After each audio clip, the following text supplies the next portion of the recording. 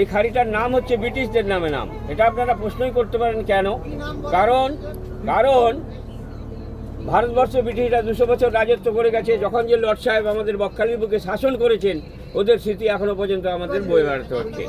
আপনারা যে বেড়াতে এসছেন, আমরাও যে বসবাস করি, আমাদের গ্রাম পঞ্চায়েতের নাম হচ্ছে ফ্রেজারগঞ্জ। ফ্রেজার সাহেব ছিলেন বলে ফ্রেজারগঞ্জ। হেনরি আইল্যান্ড, হেনরি সাহেব ছিলেন বলে হেনরি আইল্যান্ড। সেইরূপ এটাতেও এডওয়ার্ড সাহেব ছিলেন বলে এই খাড়িটার নাম হয়েছে এডওয়ার্ড ক্রিক। এটা একটা দ্বীপ, এটার নাম পাতি বনিয়া। আর এটাই হচ্ছে ফ্রেজারগঞ্জ কার্গিল সি বিচ। আপনারা যদি বকখালি সি বিচে নেমে সোজা হাঁটতে হাঁটতে চলে আসেন, একেবারে এই মোহনার মুখে চলে আসতে পারবেন।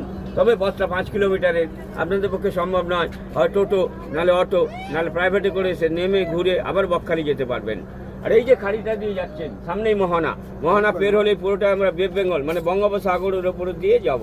জম্মুদ্বীপের অবস্থানটাই হচ্ছে পুরোটাই বঙ্গোপসাগরের ওপরে বিশাল ওই দ্বীপ। ওই দ্বীপের আয়তন কত, ওখানে কি কি পশু পাখি আছে, আশপাশের নদী নালা দ্বীপ যেখানে যা কিছু আছে সবই আমি জানি, সব আপনাদের সবিস্তারে জানানো হবে। জম্বুদ্বীপে 2008 সালের আগে 120টা আদিবাসী ঘর ছিল, ওরা বসবাস করতো এবং 1 থেকে 1.5 লাখ লোক এই যে শুটকি মাছের ব্যবসাটা করছে, এটাও আগে জম্বুদ্বীপে হতো।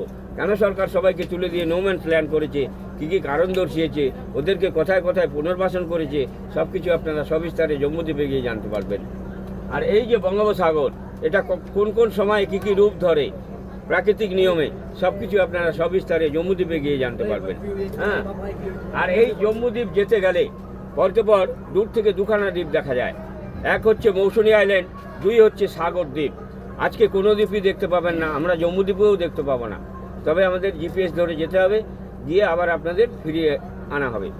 তাহলে এই কারণেই দেখা যাবে না, কুয়াশাচ্ছন্ন, পুরোটাই কুয়াশা, কোনো দ্বীপই দেখা যাবে না। পরিষ্কার থাকলে সব দ্বীপগুলো অনেকটাই দূরে। সুন্দরবনের টোটাল স্ট্রাকচারটাই হচ্ছে এদিক ওদিক করে সব বদ্বীপ। আপনি যে কোনো দ্বীপে যাবেন তার সময়সীমা আলাদা। জম্বুদ্বীপ, আমরা এই সুন্দরবনের টোটাল স্ট্রাকচারটাই হচ্ছে এদিক ওদিক করে বদ্বীপ। আপনি যে কোনো দ্বীপে যাবেন তার সময়সীমা আলাদা। আপনি এই জেটি থেকে উঠলেন, জম্বুদ্বীপ নামতে দেয় না। জম্বুদ্বীপ দেখে মৌসুমী দ্বীপ নেমে ঘুরে এই জেটিতে আসবেন, 5 ঘন্টার সময় যাবে। আপনি এখান থেকে সাগরদ্বীপ যাবেন, যেখানে বর্তমান গঙ্গাসাগর মেলা চলছে। এই জেটি থেকে উঠলেন, জম্বুদ্বীপ দেখলেন, মৌসুমী দ্বীপ দেখলেন, সাগরদ্বীপ নেমে ঘুরে আবার এই জেটিতে আসবেন, 9 ঘন্টার সময় যাবে। এই কারণে টোটাল সুন্দরবনের স্ট্রাকচারটাই হচ্ছে এদিক ওদিক করে বদ্বীপ। আপনি যে কোনো দ্বীপে যাবেন তার সময়সীমা আলাদা, একমাত্র জম্বুদ্বীপ ছাড়া। আর আপনি যে কোনো দ্বীপে যাবেন নামতে পারবেন।